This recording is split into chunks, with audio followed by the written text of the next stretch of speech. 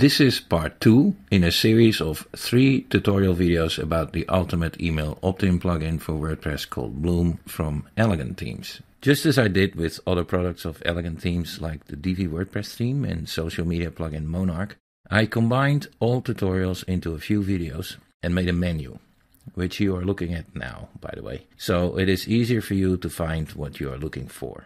If you need to check anything on the Bloom plugin, you just look over the menu and click the link to go to that part of the tutorials. It makes it faster and easier for you to set up your plugin or adjust the settings. And you don't have to look for the pages where the original video is located. You'll have everything in one location. If you like what you see here, I would appreciate it if you subscribe to my channel. You would also stay up to date with any upcoming tutorials from Elegant Themes if you do so. If you are not a member yet of Elegant Themes, I would appreciate it if you take the opportunity to use any of my links to subscribe. Like this, I will get a small commission, which enables me to keep making these videos.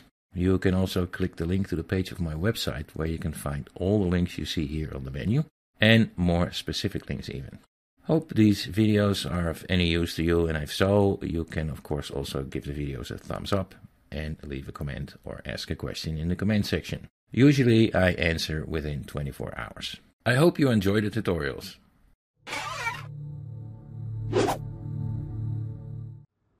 In this tutorial, I'm going to be showing you how to use the Bloom split testing feature. You might also know this as A/B testing, and what it allows you to do is create different variations for the same opt-in form and have each of those variations displayed to different visitors. And then Bloom collects the statistics for each of the different variations, and then we can see which variation is converting better, which one is getting you more subscribers per impression. So how this works is once you've created an opt-in form, you can then create a split test for that opt-in form. So the first thing you need to do is create an opt-in form, and to do that, head over to your WordPress dashboard, and then look for the Bloom tab and click on the opt-in forms link. And this will bring you to your opt-in management page within the Bloom settings panel. And here you'll see a list of all the opt-in forms you've created, and whether they be active or inactive. You can see I have a bunch of inactive opt-in forms, and that's because I'd like to start from scratch and create some new ones. And to create a new opt-in form, you click the new opt-in button, and this will give you a list of all the different opt-in types we have. And if you want more information about each of these different opt-in types, we have tutorials for that.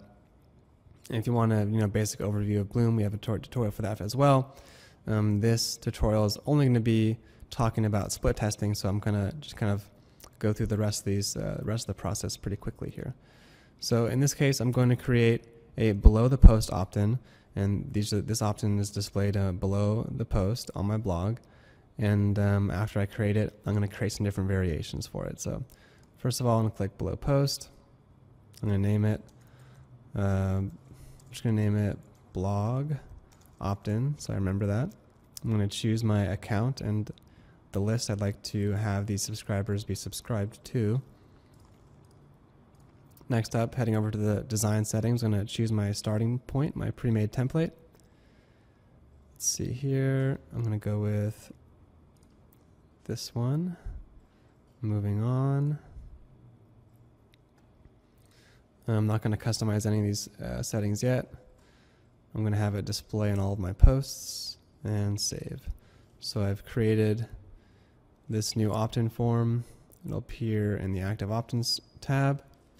And when I go to my blog posts, that opt-in form with the red background color and the dark gray form and the image above the text, or to the left of the text, is going to appear there. And so we've created this form, but I don't know how well each of these elements is really performing. I don't know if this header is particularly compelling. It just says subscribe to our newsletter. I don't know if this color is particularly effective.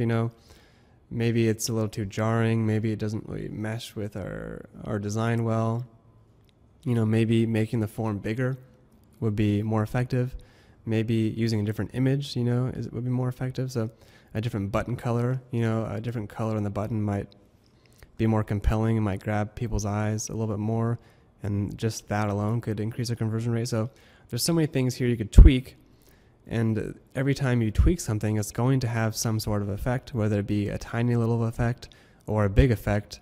But rest assured, every change you make will have an effect, and that's why we use split testing, so we can kind of gauge the effect of your design decisions and then test those decisions against each other. So what we can do here is create a new opt-in type, a new design with different colors and a different format, and then have each of those variations sent to different visitors, and then we collect stats and see which one's more effective. And then once we've determined the most effective design, we can make that our main design and display to all of our visitors.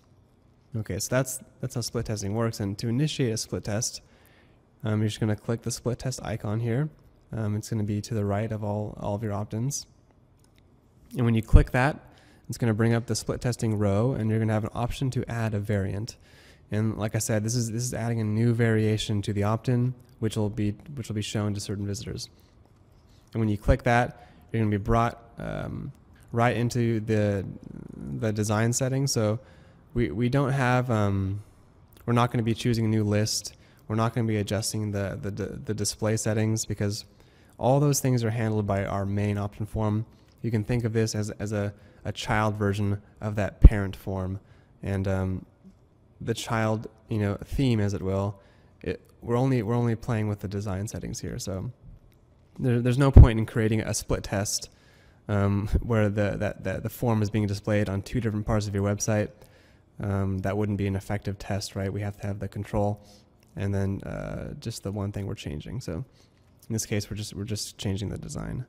And so I'm going to call it blog opt-in 2. I'm going to go over to the design settings, and here we can start playing with the design. So like I said, all the changes you make will have an effect on the conversion rate, whether they be positive or negative, big or small. And so testing these can be very useful. And so I might change the image. So let's see what I have right now. Right now I have this red background color and the green button. But let's say I want to reverse that. Maybe I want I really want people to see that button more. I want that to be kind of the most jarring, as it will, the most jarring thing on the page. And so I want to make that red and then make maybe this green instead. So like I said, we don't know necessarily how this will affect the conversion rate yet, but that's why we're going to test it. So I'm going to change this to green, and I'm going to change this button to red. In fact, I'm going to make it a very bright red, so there's no way anyone's not going to see that color right there. And so perhaps this will have a positive effect on the conversion rates.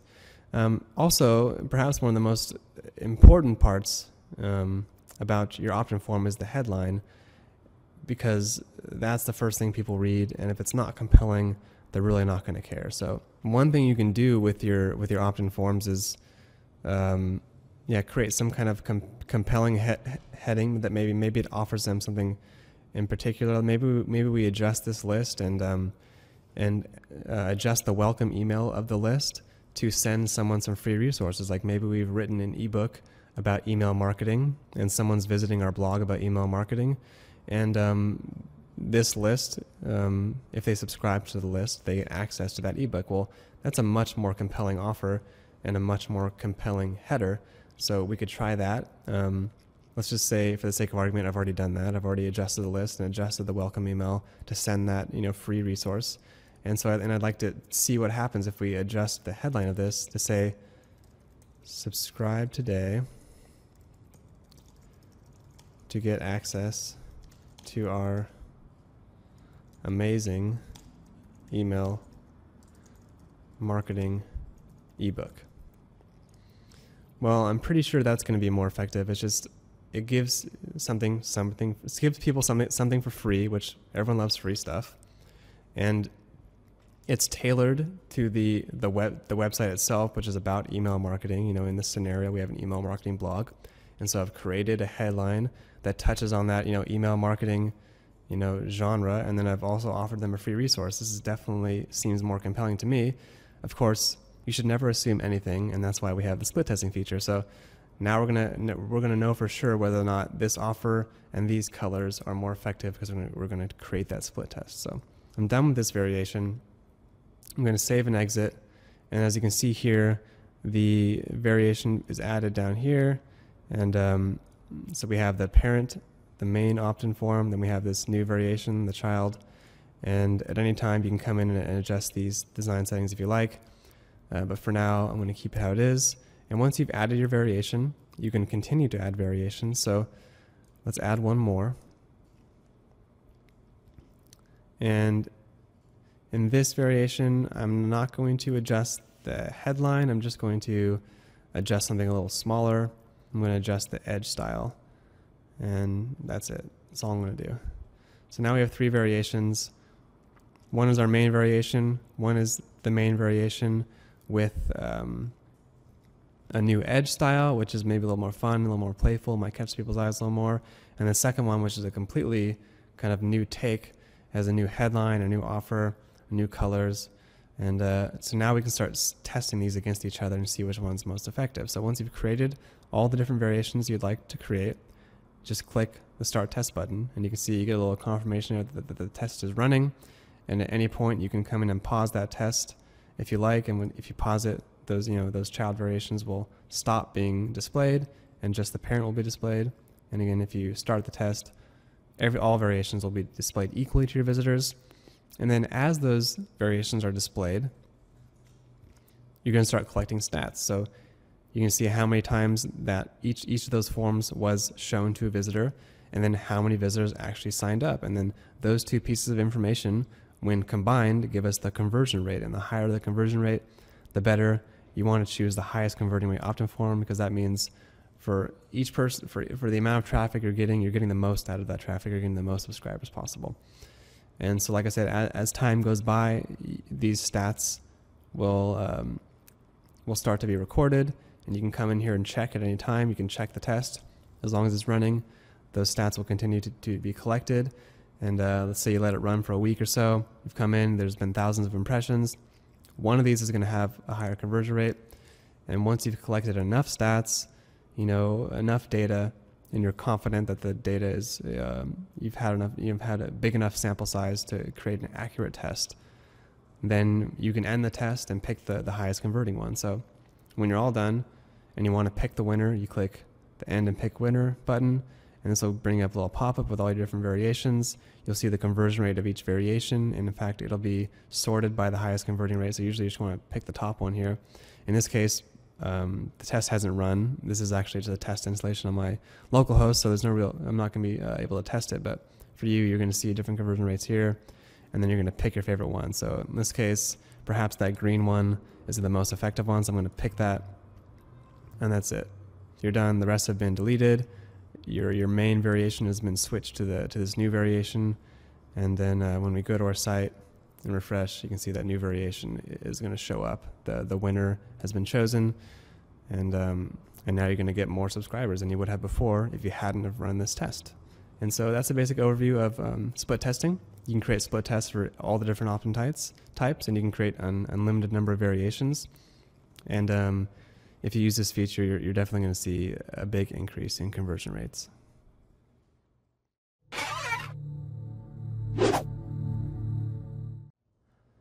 In this tutorial, I'm going to be going over Bloom triggers. Triggers are used to trigger the pop-up and fly-in opt-in types based on a specific user interaction. Now, as an example, let's say I have a pop-up opt-in form displaying on my blog posts, and I only want that pop-up to appear after someone has finished reading the post. So that would be an example of a trigger, and that trigger is called the below the post trigger, which means that as soon as someone reaches the end of your post, the pop-up appears. And the reason these are useful is that they can, like I said, target specific user interactions, which means you have just like an extra layer of control over the type of visitor you're targeting.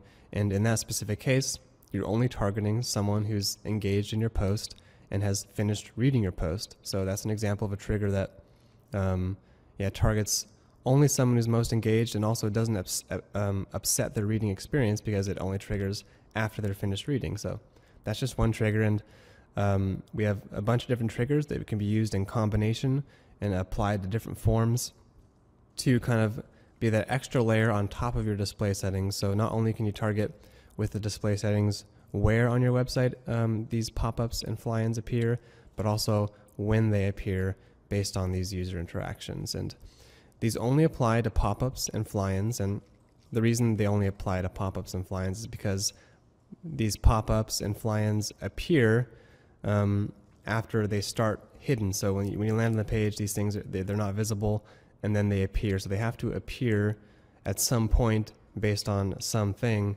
which is what we call a trigger. So let's get into these settings. So the first thing you're going to want to do is go to your WordPress dashboard, locate the Bloom tab, and click on the opt-in forms link, and this will bring you to your opt-in management tab in the Bloom settings panel. And here you can manage the opt-ins you've already created, as well as create new opt-ins. So I have a bunch of opt-ins here that I've created in the past, and they're currently set to inactive. And that's because I'm going to start from scratch here and create some new opt-in forms. So I'm going to click the new opt-in button.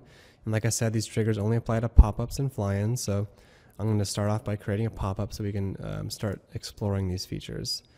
So the first step is the setup step. And if you want more information about, just how to use Bloom in general, how to add accounts and use the design settings, we have separate tutorials for each of those. And we also have separate tutorials about each different opt-in type. So I'm just going to run through these first steps quickly and get over to the triggers so we can start looking at those. So I'm just going to name this pop-up. I'm going to select my account type, which is Aweber, and I'm going to select one of my lists, and then I'm going to move on to the design options. I'm going to select my template, and then go over to the customization settings. I don't need to customize anything. I'm going to preview it here. It looks great, so I'm just going to stick with this design. And then I'm going to move on to the display settings. And the display settings are where the load-in settings appear. And these load-in settings, which include the triggers, they only appear for pop-ups and fly-ins. So if you're building some other type of opt-in form, such as a locked content opt-in form or a below the post opt-in form, you're not going to see these settings. So here are the different triggers. By default, we have two triggers selected, which is trigger after time delay and trigger at the bottom of the post. But we also have a few other ones. So I'm just going to go through each of these in order. So first up is the trigger after time delay. And what this does is triggers the pop-up just based after the visitor has been on your page for a certain amount of seconds that you define. So if this is selected, you're going to get a new option here called delay, and you're going to be able to set the time delay in seconds. So in this example, the delay is set to 20 seconds. And so if I were to create this pop-up and enable this trigger, the pop-up would appear once the person has been on the page for 20 seconds. So let me give you an example of how that works. And in this case, I'm going to bring down the delay from 20 seconds to 3 seconds. We don't have to wait. And I'm going to save and exit. And then we're going to go over to our home page. And if we wait for 3 seconds, this pop-up is going to appear, as you can see there. And 3 seconds might be a little fast. You might want to adjust this to something more based on, how you observe your visitors engaging with your content. So you might want to wait, let's say 10 seconds, 20 seconds, whatever you think is the optimum amount of time to let that visitor become engaged, and then be ready to potentially subscribe to your list. So going back to these triggers, I'm going to edit my opt-in and go back to the display settings. So here we're back, and we're back at our load-in settings here. I'm going to disable the time delay and move on to the next one, which is trigger after inactivity. And this works much like the time delay, except that countdown only starts counting down once the person becomes inactive. So if for whatever reason someone visited your page and they lost interest, maybe they opened up a new tab, or maybe someone rang the doorbell and they left their seat, and you've kind of lost the attention of that visitor. Well, when they come back to their chair, when they come back to their tab, we can greet them with a pop-up and hopefully, re-grab their attention and maybe get a subscriber out of that person. So that's what trigger after inactivity does. And much like the trigger after time delay, we can select a countdown. So you can choose the amount of seconds that the user has to be idle before the pop-up will display. So I'm going to change this to 5 seconds and head over to our home page. And if I'm scrolling around here, and I'm active, the pop-up is not going to display, but for whatever reason, if I become inactive, and in this case, if I become inactive for 5 seconds, then the pop-up is going to display, as you see there. And so that's how the trigger after inactivity works. All right, let's keep going down the list of triggers here. Next up, heading back to our display settings, I'm going to disable trigger after inactivity and head over to the trigger at the bottom of the post trigger. And this is one of my favorite triggers because it only engages those visitors who are engaged with you, which means they've read your entire post. And it also is great because it doesn't upset the reader during the reading experience, because it's only displaying the pop-up after they've finished reading, after they've gotten to the bottom of the post towards the comments section. So if you have a pop-up on your blog, this is a trigger that I highly recommend. And let me just show you how it works here. So I'm going to save and exit, and then I'm going to head over to our blog, and then I'm going to scroll down to the bottom of the post, and then we'll get the pop-up. So yeah, this is a very effective pop-up and something I recommend you enabling. Heading back to the display settings. Next up is the trigger after commenting, and this is similar to the bottom of the post trigger in that it only targets those users who are engaged and also doesn't upset the reading experience. So this will only display a pop-up after someone's commented on your post. So they are engaged with your post. In fact, they're so engaged that they've taken part in the post and commented. They are probably interested in following up with those comments and following up, with comments on your future blog posts. So this is a great way to target someone who is a great candidate for a potential subscriber.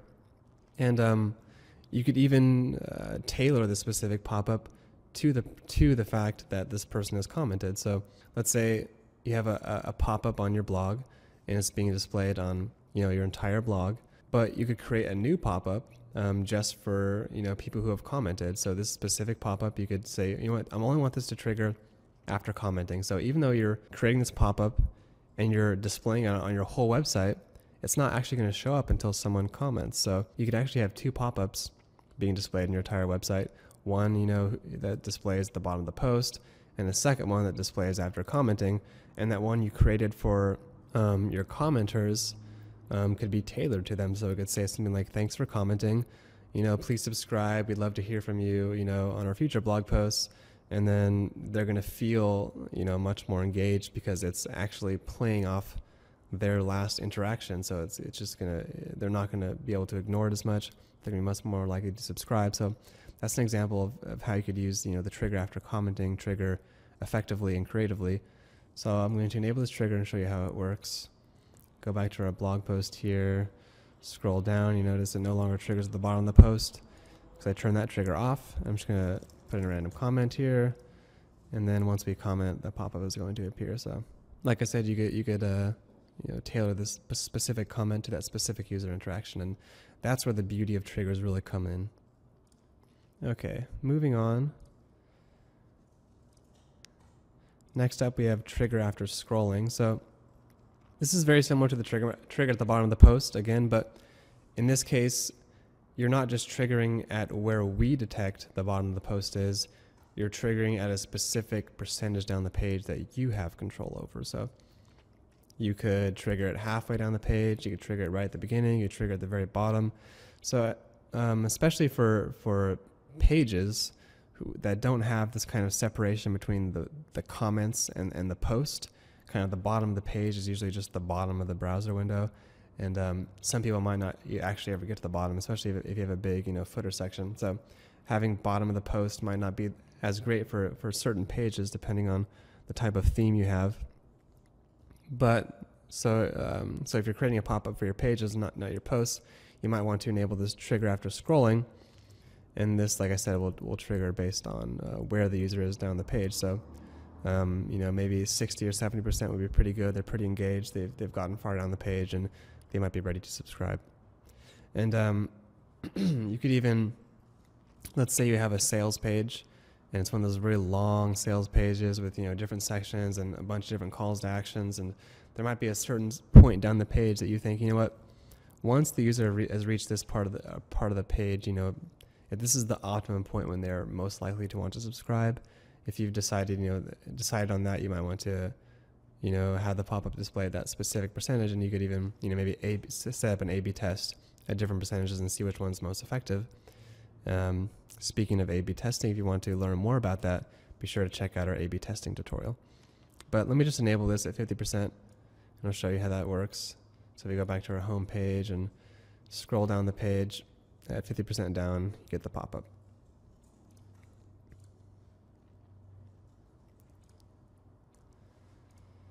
All right, heading back to the display settings. The last trigger we have is the trigger after purchasing, and this is a really great trigger because it's very, very specific to the type of visitor that it's targeting, and that is it's only targeting someone who has just purchased a product from you. So they are very engaged, they love your brand, they love your product, in fact, they purchased it. If they've gone that far, then they're very likely to want to subscribe to your list as well and learn about future products or whatever. And so right now at launch of Bloom, trigger after purchasing works only with WooCommerce, but we're planning to add more e-commerce support. And as we do, those systems that are supported will be listed down below this tutorial in the written documentation. But right now, it just works for WooCommerce. And so the way this works is you enable it, and then once someone's purchased your product, and they've reached the thank you page, they're going to get the pop-up that says something. It could say something along the lines of, "Hey, thanks for purchasing. Sign up to our newsletter and get 10% off your next purchase." And you could have this specific pop-up only subscribe users to a specific list, which would be your sales follow-up autoresponder, perhaps in MailChimp, and you set up this month-long autoresponder that is very tailored to customers, and the purpose of the autoresponder is to make that customer a returning customer. And like I said, the welcome email could be a discount off their next purchase. So you could say, "Hey, thanks for purchasing. Sign up to our newsletter and get 10% off your next purchase." And this is a very specific pop-up based on a very specific user interaction.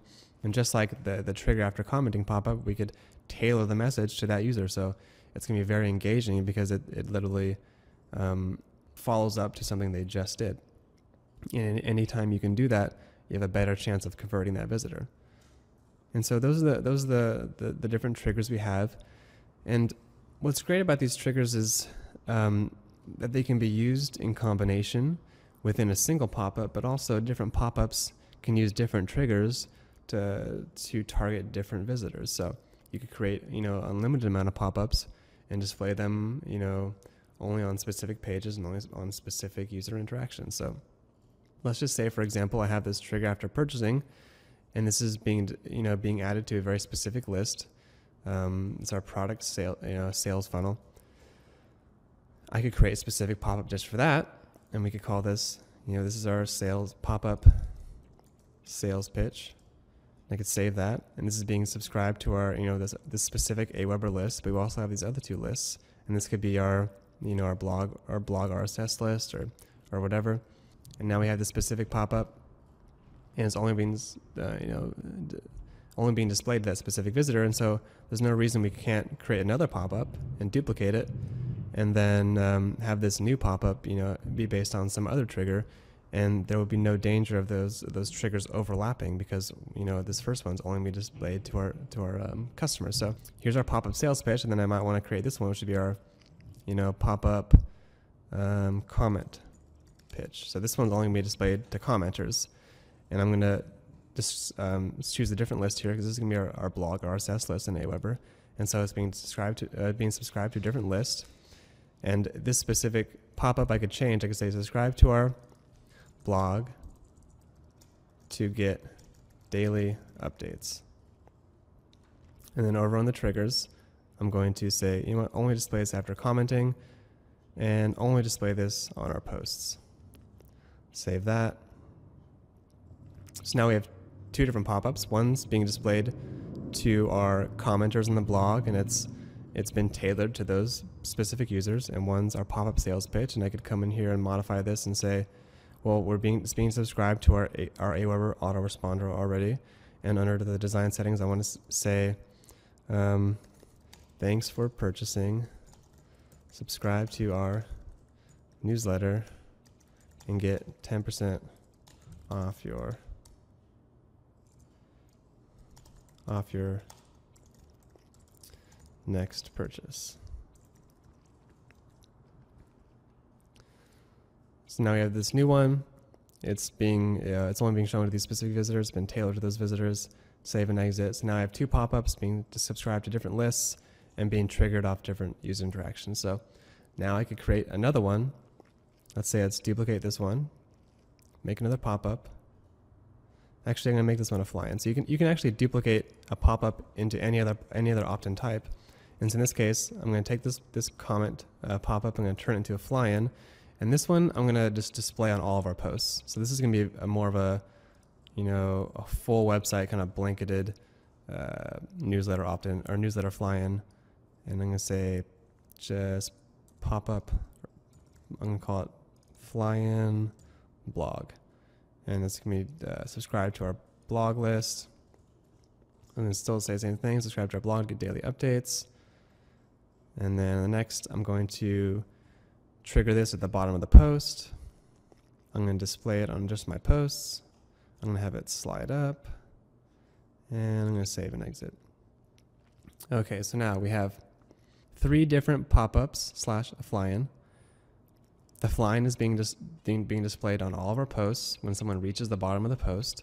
Then we create a second pop-up that is tailored to our recent commenters, that is only being displayed after someone comments. And then we have a third pop-up, which is our sales pitch, which subscribes to a different list and only after someone purchases a product in that specific list. We've set up with Aweber.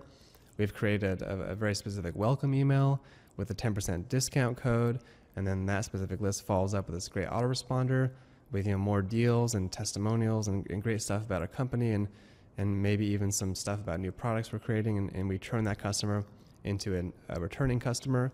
And on our blog, we've turned these blog readers into returning blog readers. So now we have 3 different pop-ups, all using triggers to target specific users. So this is really great. So now if we go back to our blog and we head over to a blog post and we get to the bottom of the post, we're gonna get this fly-in, right? So now there's no duplication of pop-ups, right? We have 3 pop-ups, but this one's only being displayed here because of the trigger. And then when we comment, we have a new pop-up that's, like I said, tailored to our commenters. So now that's a great way of showing how these different triggers can actually be used in conjunction with each other on different opt-in forms to target different users without actually overlapping each other. Yeah, so that's a basic overview of how triggers work, and also a little look into how they can be used effectively. And there's really so many ways you can use these, and there's so much opportunity to create different opt-in forms that are triggered based on different user interactions, and also depending on where the person is on your website, you can create these very specific offers that subscribe people to very specific lists. And if you do that, you're going to end up seeing a much higher conversion rate.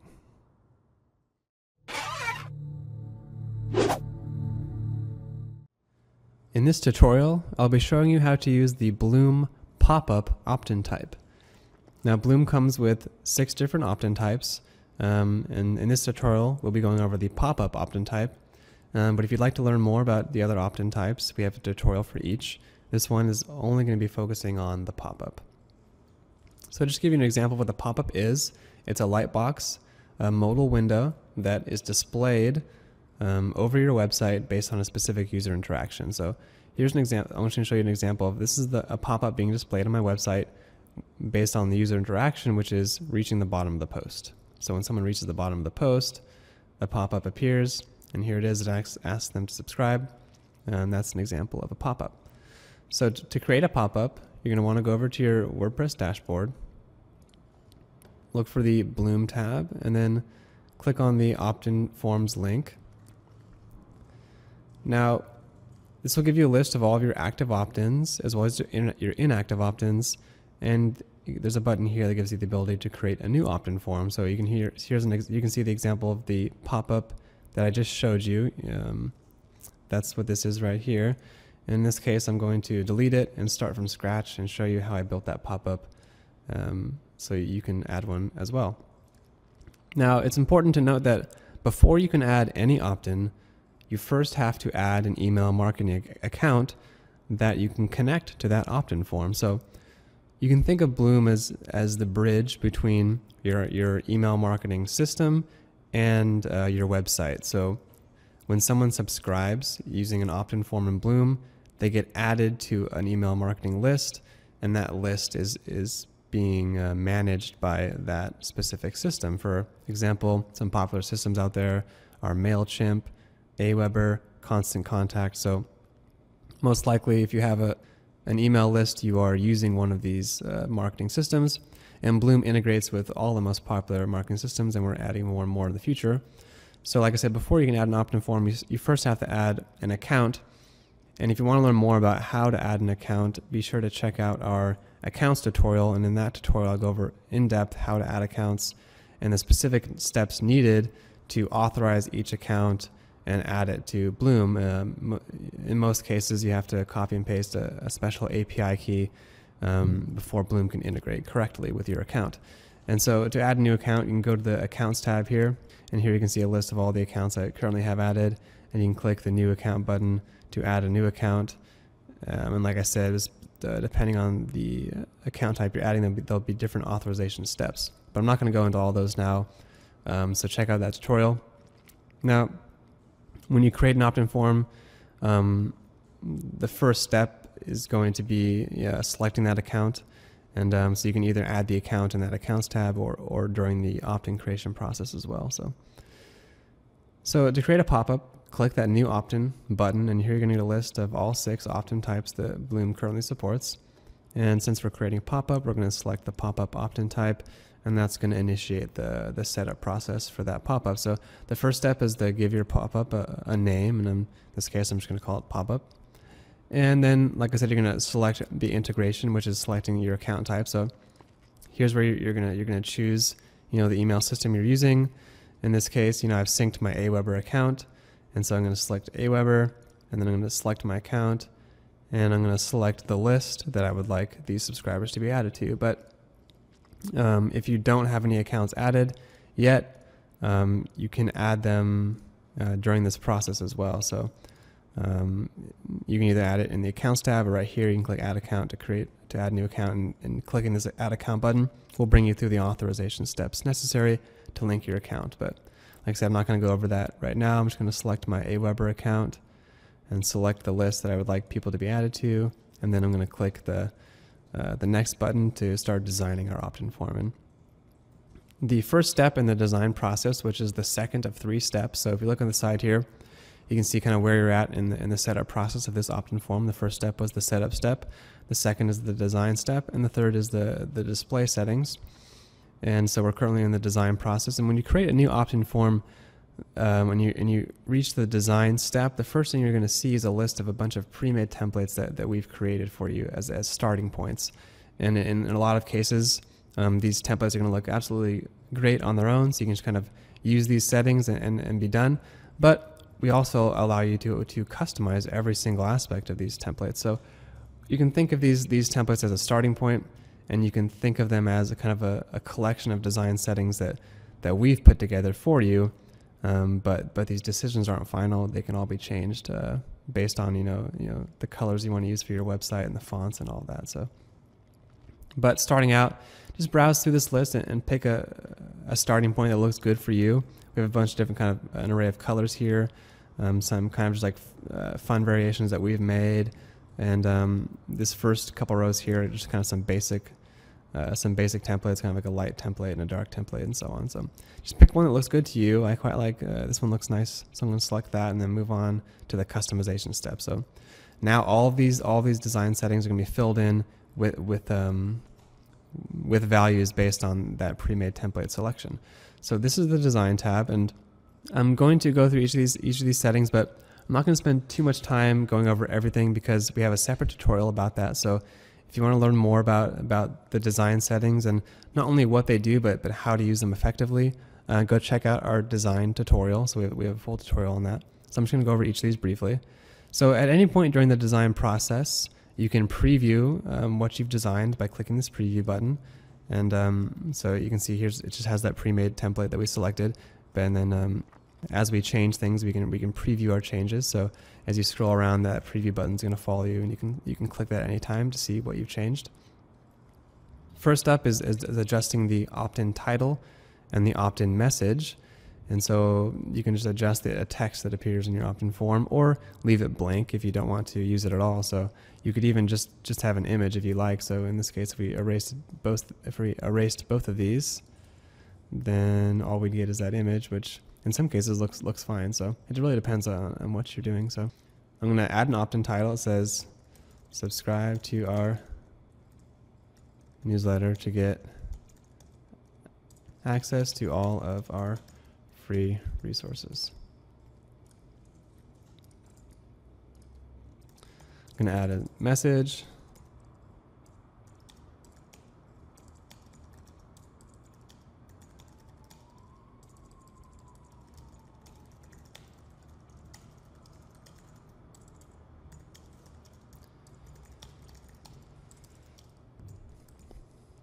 Okay, so once you've added your opt-in title and message, you can take a look at that.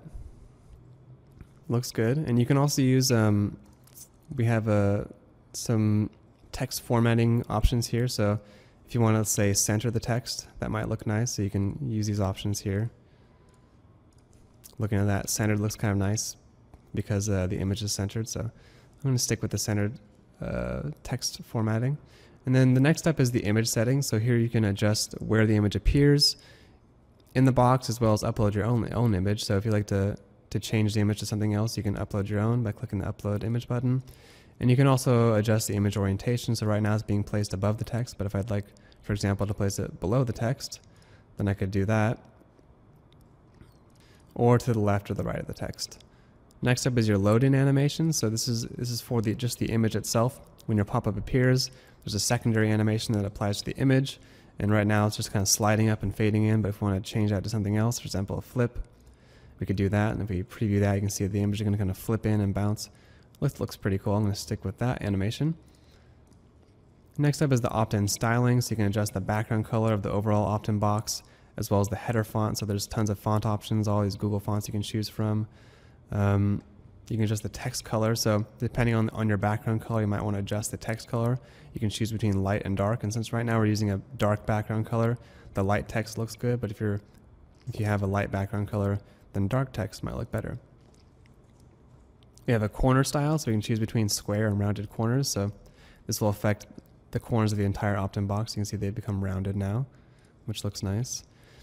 You can add a border. So you can add a border, and once you select a border orientation, you're going to get a bunch of new border options, which is the border color and the border style. So I selected a full border, but you can also choose to have the border only appear on a specific edge of your opt-in box. So you can have a top border, right, bottom, left, top, bottom, and left and right. And you can adjust the color as well. So I'm just going to choose kind of like a red-orange. And then you can take a preview of that. So I have this orange border. It kind of matches our button. And I've selected this kind of standard solid border style, but we have other border styles as well, such as this inlaid border, which looks nice. Or we have this is kind of fun. It's like a classic email or mail, like a striped letterhead, so which also looks fun. So, and then you can also apply this border, just on one edge. So I think this might actually look better if it's just on the top and not on the full thing. So if I change the top border, you get it just on the top, and that looks really nice. So I'm going to stick with that. Moving on to the form setup, this is where you adjust the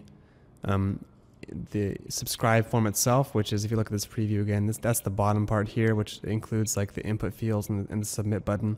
So you can adjust this area separately. You can change the background color and the orientation, all that stuff. And during the form setup process is where you adjust kind of the information itself. You can adjust the placeholder text that appears in the input fields. You can also adjust the form orientation. So right now the form is being placed on the bottom, but if I place it on the right or left, for example, we can take a look at how that looks. It gets placed on the right. And so this is purely like an aesthetic choice that you can make. And you can also choose to display the name field. So right now we're only collecting the email, but if you want to collect the person's name as well, then you can do that by selecting display name field. And then you can adjust the text that appears, the placeholder text that appears in the input fields, as well as the button text and the button text color. So you can choose light or dark, and you can change that based on the color of your button. So we have like a darker colored button, and so we're going to use light button text so it shows up nicely. Next up is the form styling, where you can adjust the colors and such of the form. So form field orientation, this decides whether or not the form fields are stacked on top of each other or whether or not they're displayed inline in a single row. So we changed the inline form fields, that subscribe button. Oh, let's switch back to the bottom. So that subscribe button and the input field are going to be described in going to be shown in a single row instead of stacked on top of each other as they were before. So you can make that choice. Next up, you can choose to have rounded corners or squared corners for the input fields themselves. So if I change to squared, then that subscribe and email input forms are going to be squared instead of rounded. And then you can choose the edge style. So this is the separation between the form and then your image and text. And so we have various different edge styles here. So if I change to this zigzag edge, for example, then that separation between these two areas is going to have that specific edge style. So here's where you can add some kind of personality to your form. And we have a bunch of different edge styles, a bunch of classic edge styles you can use. So if you have like kind of a more personal, fun website, you might go with this zigzag edge. If you have something more like clean and professional, maybe don't want to get too crazy, might stick with our standard edge, or maybe use the caret, which is a classic, kind of just has a little arrow that points down to the input form. So those are edge styles. And then finally we have the form footer text, which adds text below the form, and you can add like a little disclaimer about your privacy policy, for example. You can adjust the success message, which is the message that appears after someone subscribes successfully. And you can even add custom CSS. So if you're CSS savvy and you want to have some additional control over the form, you have full control here. So yeah, that's the basic overview of the design settings. And the next step, which is the last step in the opt-in creation process, are the display settings. And here you can choose both when your pop-up displays based on various triggers that are based off user interactions.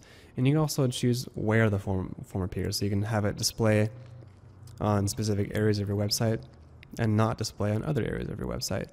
So just an example, this pop-up, let's say I only want it to display on posts. I come down here to the display setting and I just select posts.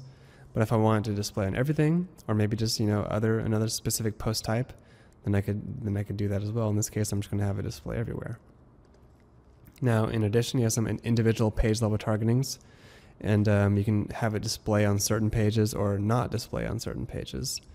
And if you want some more information about these display settings, we have a full tutorial that really goes into depth about not only how these display settings work, but how they can be used creatively to display different forms on different parts of your website to kind of cater to the specific users that are visiting different parts of your website. So these display settings actually can be really effective in increasing your conversion rate if you use them to target specific visitors.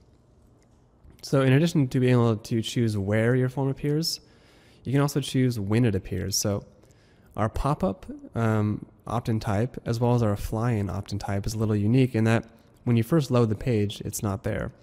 And then it appears later on. And so the appearance of the pop-up has to be triggered by something. And so that's where triggers come in. You can actually choose how that pop-up is triggered. And so we have various triggers. And I'm going to go over each of these briefly, but we also have a separate tutorial about triggers. And in that tutorial, I go into a really great detail about how these triggers can be used effectively, again, to target different users based on their interactions. You can actually create different forms, different pop-ups that say different things, and look different, and actually sign up to different lists depending on these different triggers. So, but in general, a good trigger to have enabled might be the trigger after time delay, which means that the pop-up is going to display automatically after a certain amount of seconds. So, and when this is enabled, you can adjust the delay time. And so in this case, it's set to 20 seconds, which means that this pop-up will display automatically after the person has been on the page for 20 seconds. Or the other trigger I have selected right now is the trigger at the bottom of the post. And this means that when someone reaches the bottom of the post, the pop-up will display. So these are the two triggers we have enabled by default, but you're free to disable these if you like and enable other ones as well. And so I'm going to go over these each in detail. First, the trigger after time delay, which I already mentioned, and you can select this and adjust the delay value. So if you want this pop-up to display after 5 seconds instead of 20, or you can change that. The next step is the trigger after inactivity. This will display the pop-up after the user has become inactive for a certain amount of time. So if someone opens a new tab and they forget about your website and they've been idle for a long time, when they come back, that pop-up will be displayed. If they've been idle for the idle timeout in seconds you define here. Next up is the trigger at the bottom of the post, which, like I said, will trigger the pop-up once someone's finished reading the post. This is one of the best triggers because it does a good job of targeting users when they're engaged. So they've already read your post. They've obviously enjoyed it if they've read it all the way through. So they're probably a good candidate for a subscriber. And in addition, using only this trigger won't interrupt them during the reading process because it only displays after they're finished reading. Next up is trigger after commenting, and what this does is after someone comments on your post, then the pop-up will be displayed. So you could create a unique pop-up, tailored just to your commenters and say something like, "Hey, thanks for commenting. We'd love, to hear more from you in the future. So please subscribe to our newsletter and get updates about our new blog posts." And anytime you can create a specific pop-up that is tailored to a specific user based on a specific user interaction, you're going to see a higher conversion rate. Next is the trigger after scrolling, and this allows you to initiate the pop-up when a user reaches a certain percentage down the page. So, for example, if you want the pop-up to be displayed when they go 50% down the page, you can do that, and you can adjust this setting, based on what you think would be most effective, depending on the content of that page. So if it's a really long sales page, maybe you've decided there's a certain spot down the page that you think would be kind of like an optimum time for the user to be shown that pop-up, and you can kind of play with those percentages as you see fit. Next up is the trigger after purchasing, and this is really great. This will show the visitor a pop-up only after they finish purchasing a product, which means you can create a very specific opt-in that says, for example, "Hey, sign up to our, thanks for purchasing, sign up for our newsletter and get 10% off your next purchase." And you could create a specific list in MailChimp or whatever email system you're using with a very specific welcome email that gives them that coupon. And then you could create a great autoresponder, sales autoresponder that follows up with that user and sends them testimonials and case studies, information about your new products. And here's a great example of using a trigger to target a specific user and then add them to a specific list whose goal is to change this customer into a returning customer. So that's a great example of how triggers can be very effective. And these triggers can all be used in combination as well. So you could have these all selected if you wanted. And like I said, just starting out, having a time delay and trigger after the bottom of the post is nice. Or you might have time delay trigger after commenting or whatever. Or you might have just trigger after purchasing if this pop-up was made just for that purpose. In this case, I'm just going to have trigger after the bottom of the post enabled. And I'm going to move on. The display once per session, this is an important feature because what it does is it prevents the pop-up from being displayed more than once per session. And you can have control over that session duration. So if you have a pop-up that's being displayed on your entire website, and every time someone goes to a new page, they get that pop-up over and over and over again, every time they close it, it comes back, that can be really frustrating if that pop-up is being displayed on your entire website. So if that's the case, you might want to enable this option and then adjust the session duration. So let's say you only want that pop-up once it's closed. You don't want to come back for a full week. You could put 7 days here. And that's how that setting works. So yeah, that's a basic overview of the pop-up creation process, and I've reached the final step here. I'm going to save, and then we can go take a look at our pop-up on the front end of our website. And now that we've created the pop-up, we can go over to our website and see what we've created. Now, we've created a pop-up, and it's going to be triggered when the visitor reaches the bottom of the post. So I'm sitting on one of my blog posts here, and when we reach the bottom, the pop-up is displayed. So there's an example of how a trigger works, and you can see that the pop-up has been designed, how we designed it during the design process. And yeah, that's a basic overview of how you create a new pop-up opt-in form. Now, I also want to show you how you can actually create different pop-ups and tailor them for specific parts of your website. So using the display settings, we can actually create different pop-ups and have them display on different pages and posts and not overlap each other. So going back to our opt-in forms panel in the Bloom settings page, we see the pop-up we created earlier, which is only to be displaying at the bottom of a post. And now we're going to duplicate this pop-up and create a new pop-up that is only displayed on pages. So Bloom makes it really easy to duplicate pop-ups, and what's great about this is that it saves you time during the design process. You don't have to go through and customize the design again. It's going to duplicate all those design settings and put them into the new opt-in form. And you can also duplicate any type of opt-in form into any other type of opt-in form. So if I wanted to duplicate this pop-up into a fly-in, then I could do that, and the fly-in would have all the same design settings as the pop-up that I duplicated. In this case, I'm just going to duplicate it into a second pop-up, and so now we have two different pop-ups.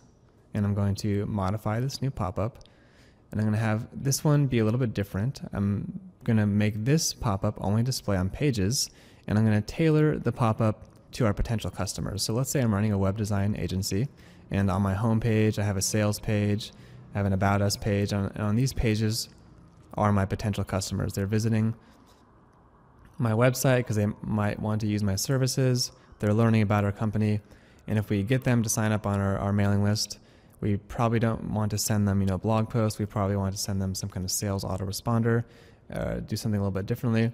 And so I'm going to create a new pop-up and assign this pop-up to a new list, and I'm going to have it be displayed on a new part of our website, which are pages. And so heading over to our design, I'm going to change the opt-in title because this is no longer a blog opt-in form. So I'm just going to say subscribe and learn more about our company. So this would be like maybe more tailored to this potential customer. And I could change the design as well if I wanted to. I might change the image, upload a new image perhaps, change the background color maybe. I could change it to something else like maybe a nice blue. And let's give that a preview. Yep, it looks pretty good. So I'm going to go over to the display settings now. And this, like I said, this is where we can control where the pop-up appears. We already have a pop-up being displayed in our posts. And instead, I'm going to make this one display on pages and not posts. So I deselected posts and I selected pages. And I'm going to have this one trigger after a time delay. So it's going to trigger after 5 seconds. And now I'm going to save. And so we've created this second pop-up now. It's going to be displayed on posts and not pages. And then we go back to our first one and confirm that it is in fact going to be displayed on posts and not pages. So now we have two different pop-ups applying to two different post types with two different intents. And so if we go to our home page, we're going to see on our main page that first pop-up we created for our blog does not appear, but this new pop-up we created, which is triggered based on this 5-second time delay, will appear. And if we head over to our blog and scroll down, we're going to get that first pop-up, which is tailored to our blog readers, and it's being triggered at the bottom of the post. So that's an example of how you can create two different opt-in forms, two different pop-ups, use different triggers, and target to different areas of your website to target very specific users. And that's a basic overview of creating pop-ups with Bloom.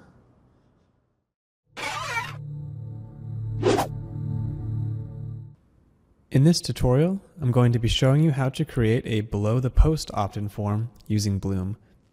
Now, the below the post opt-in form is an email opt-in form that is displayed below your blog posts, below the post and before the comments, and they can be added to pages as well, not just posts, but most commonly you see these on blogs and online publications. And when a user finishes reading your post, as you see here, they'll be greeted by this nice opt-in form box.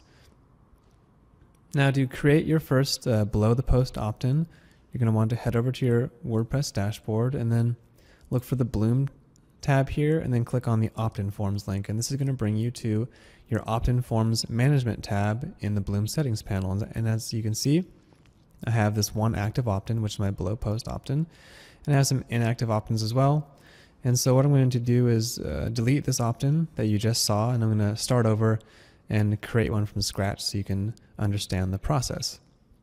Now, it's an important thing to note that before you can create any opt-in form with Bloom, you first have to add an account to Bloom and an email list. And what that means is you need to add, sync your email marketing software, whatever you're using, whether it be MailChimp or Aweber or Constant Contact or any of the 12 account types that Bloom currently supports on launch, or any of the account types we may add in the future. Most of the times involves copying and pasting an API key from your online account into Bloom and then authorizing that way. But depending on the account, there'll be different authorization steps. And to add a new account, you go over here to the Accounts tab and then click Add New Account. And as you can see here, I've already added several accounts. And we have a different tutorial that goes over this process. And in fact, it goes into detail about every single account type and the steps needed to authorize those accounts. And so I'm not going to go over that here. Please go check out that tutorial. And once you've added your account, you can then move on to the next step, which is creating your opt-in form. And so that's what this tutorial is all about. We're going to be talking about how to create a below the post opt-in form. And to do that, you're going to click this new opt-in button, and this is going to give you a selection of all the different opt-in types that Bloom supports. And you're going to look for below the post here and click on that, and this will begin the opt-in creation process. Now, the first step is to give your opt-in form a name, and this is just something that you can remember it by. So I'm going to be calling it below the post blog because I'm going to add this to my blog posts.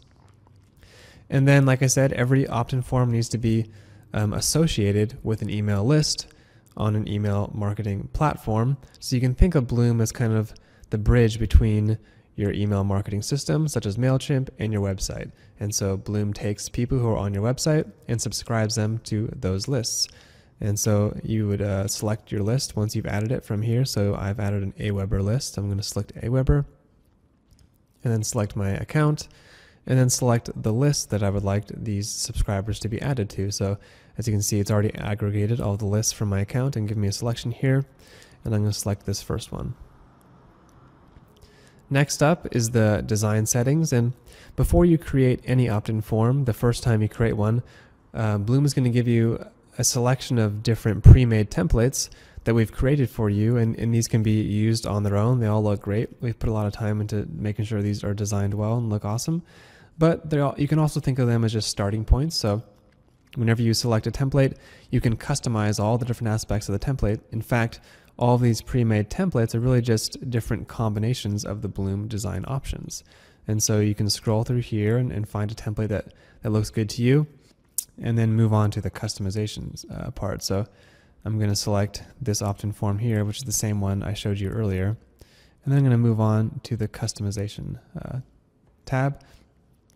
And here is where you can customize the appearance of your opt-in form, as well as adjust the text that's included in the form and the image that's included in the form. These are what we call the design options, and this is one of 3 steps during the opt-in creation process. The same 3 steps you'll find in almost all the opt-in forms.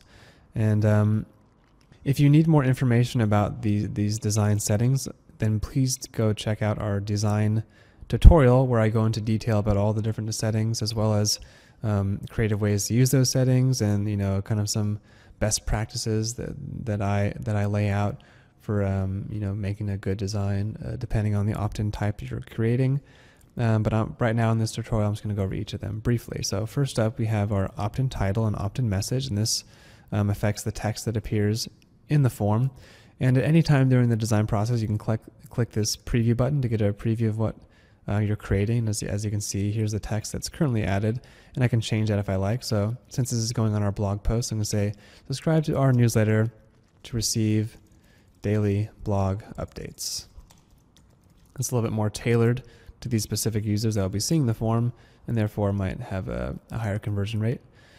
Next up are our image settings, and here you can upload an image and also define where that image appears within the opt-in box. So here, the first step is the image orientation, which you can choose left, right, above, or below the text. Right now it's set to left of the text, but you can change that. So if I change that to above the text and I preview it, you can get a feel for how that looks. And since I've have this smaller centered image now, I might go up here and center this text as well. So the opt-in title and the opt-in message has various formatting options here. And if I take a preview of that, you can see I've centered my text now along with the centered image. It's starting to look nice. You can also adjust the load in animation. So this is the animation that applies to the image once it first loads. And by default, we have this nice slide up and fade in animation. But if you want to change it to something a little bit more exciting, such as this flip animation, which I like, you can do that. It might catch your visitor's eye a little bit better. And you can also choose to hide this image on mobile, which is nice, especially if you have a big header or a big message within the form. The more content in the form, the bigger the form becomes, especially on mobile, where the width of the form is decreased and therefore the height of the form is increased as that content has less and less room to breathe. And therefore you might end up with a form that has such a big image and so much content, as it's squished down, it ends up being actually taller than the height of the phone screen, which can be less effective. So you might actually want to hide that image on mobile, give more room for your text. So you can always hide the image on mobile if that applies to you. Next up is the opt-in styling, which is the background color of the form, and the header and body font. You can choose from a bunch of different Google fonts. You can adjust the text color. So whenever you change the background color, you should also consider what your text color should be, because you want to make sure that text color is visible.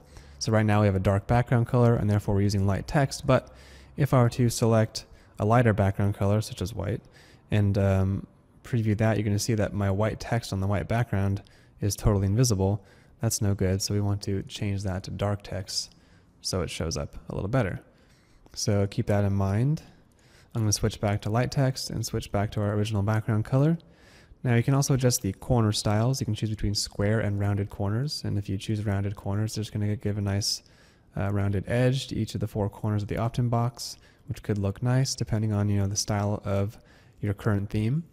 And finally, you can also choose a border. So when you select a border type, you're going to get various new options, which is your border color and your border style. And so you're going to want to choose a border color that looks nice with your form. So if you take a look at the border, right now I've chosen to have a full border on all four sides. I've chosen the color of black, but you can also choose to have the border only appear on any of the four sides or any combination of the four sides. So I could have it just on the top or just on the right, or the top and the bottom, or to the left and the right. So I might choose a top plus bottom border. And you can also change the edge style. So we have like a dashed edge, a double border, an inlaid border. So I'll give you a preview of that inlaid border. You can see it adds a little bit of different style. I have now just the border on the top and the bottom. And finally we have this kind of classic male striped letterhead style border, which is a lot of fun. So you can take a look at that. And I think that looks nice. So I'm going to keep that and move on to the form setup. And here you can adjust where that form appears within the box, and also the text that appears within each input field. So you can have the form to be on the right instead of the bottom, and I'll show you what that looks like. As you can see, the form now is in place on the right, and these form fields have become stacked. Purely an aesthetic choice, whatever you want to do is fine. And I'm going to put it back on the bottom. And then you can also choose to collect a name. So right now we're just collecting the email address, but if you choose to collect a name, then we'll collect the person's name as well. And you can adjust the button text. So right now it just says subscribe, but if you want to change the language perhaps, or just maybe say join today or something like that.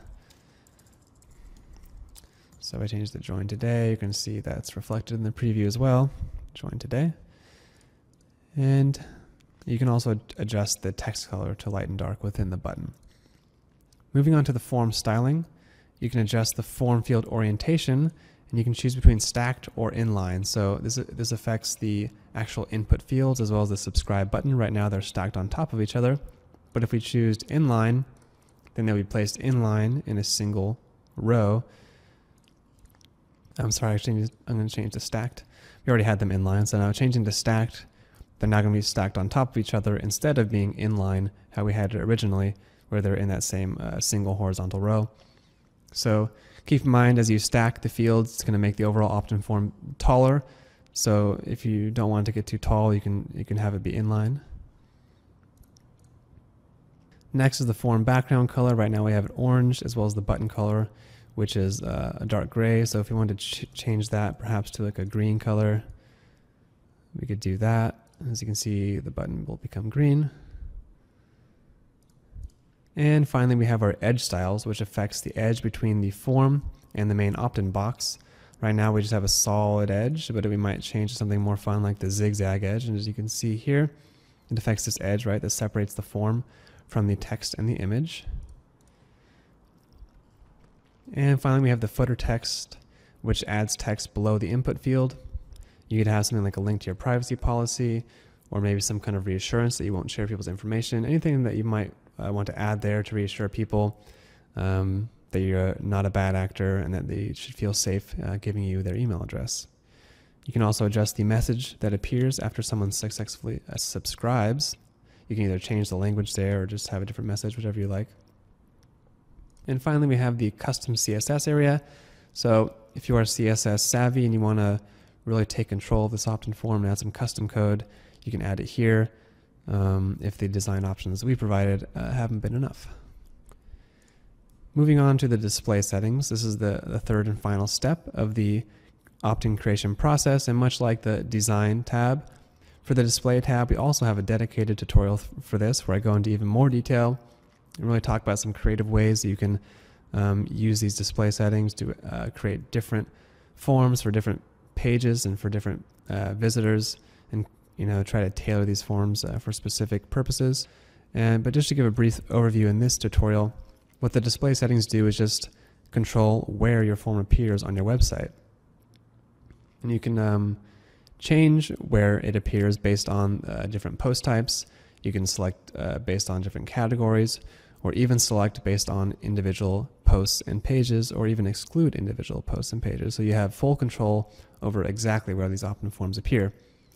And so right now, I have this form appearing on posts, but I could also have them appear on pages or any other post type that you have generated for your WordPress installation. So you might have a plugin or a theme that's also generated a new post type. For example, we have Divi installed, the Divi theme, and Divi comes with a project post type. And this project post type is different than posts and pages, and so it appears here, and you could display it on projects as well. But for now, I'm just going to display it on posts. And if I have posts selected, I also get a selection of all of my different categories, and I can include or exclude this opt-in form from posts within any of these categories. But for now, I'm just going to let it display on everything.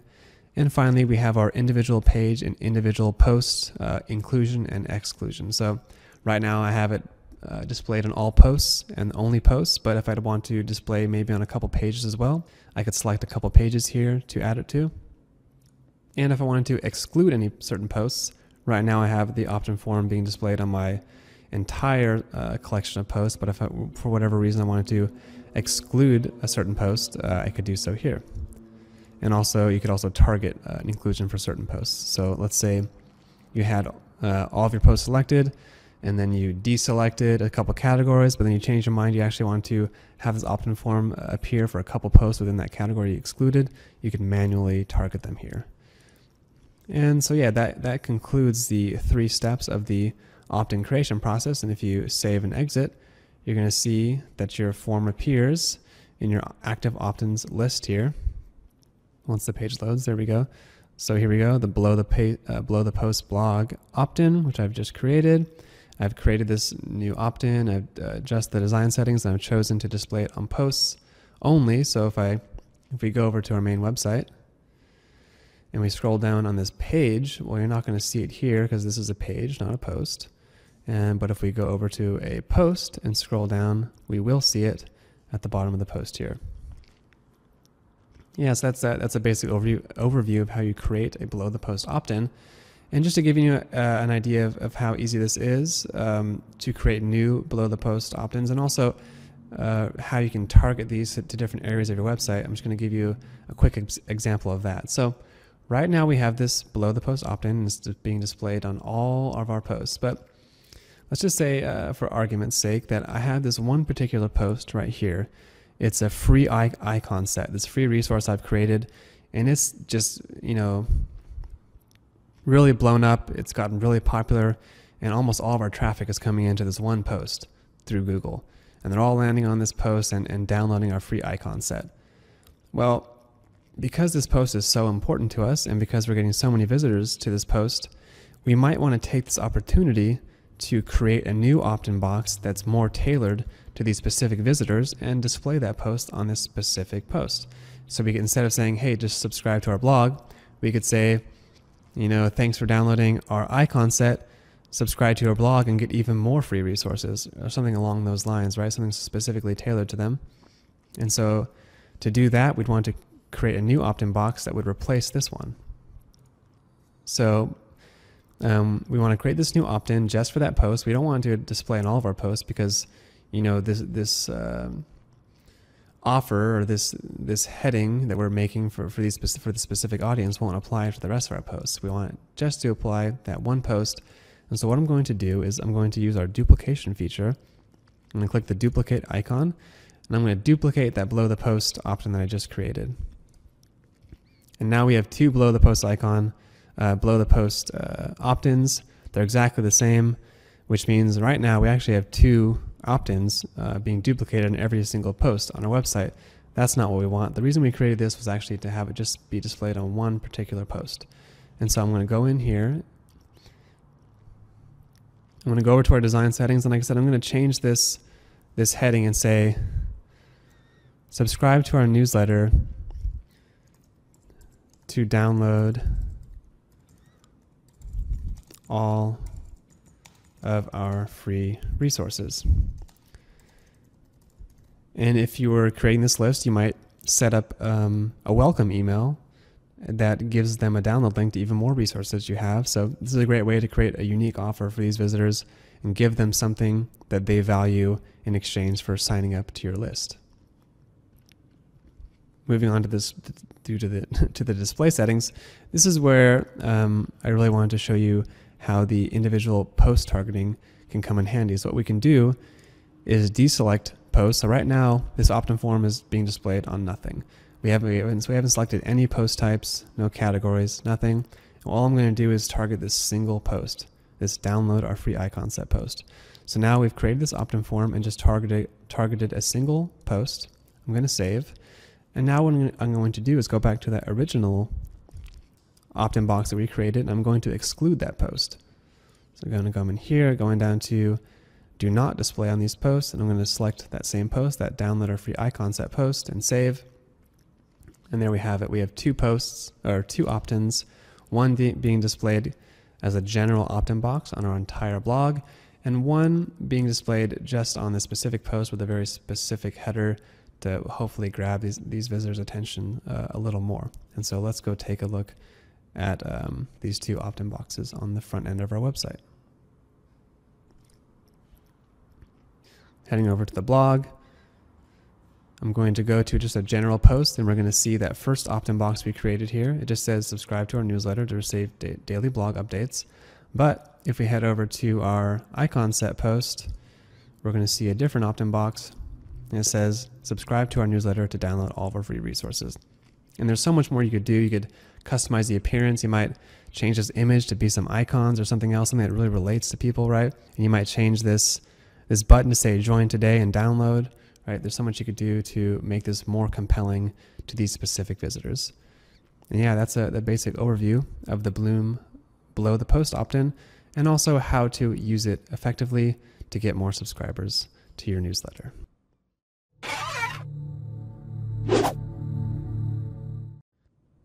In this tutorial, I'm going to show you how to use the locked content opt-in with Bloom. Now, what the locked content opt-in is an email opt-in form that acts as a paywall for some specific premium content on your website. And what it does is it requires someone to subscribe to your newsletter before they gain access to that content. And this is done using a shortcode. So you're going to create this opt-in form. It's going to give you a shortcode, and you're just going to paste that shortcode into the post editor and wrap it around whatever content you want to protect. And so I'm going to give you an example of that. So here I have this blog post, and for argument's sake, let's say this is a very popular blog post on our blog. In fact, we have some blog posts similar to this on our blog, providing free icon sets to visitors. And so I have this post. It's called "Download Our Free Icon Set," and it's generating a ton of traffic from Google. We're getting a lot of visitors in here, which is great. It's great to have free traffic, but what if we can go a step further and try to convert that free traffic into subscribers to our email list? Well, what we can do is wrap that download button in a locked content shortcode, and then that download button is going to remain invisible until someone subscribes and gets past that subscribe paywall. And so that's how the locked content opt-in works. And so as you see, I have this download button in my post, and I want to prevent people from reaching this download button until they subscribe to my newsletter. So to start off, go to your WordPress dashboard and look for the Bloom tab on the sidebar here, and then click the opt-in forms link. And this is going to give you a list of all of your active and inactive opt-ins, as well as the opportunity to create a new opt-in by clicking the new opt-in button. And you can see I have several inactive opt-ins here, and I've deleted all my active ones so we can start from scratch and create this new locked content opt-in form.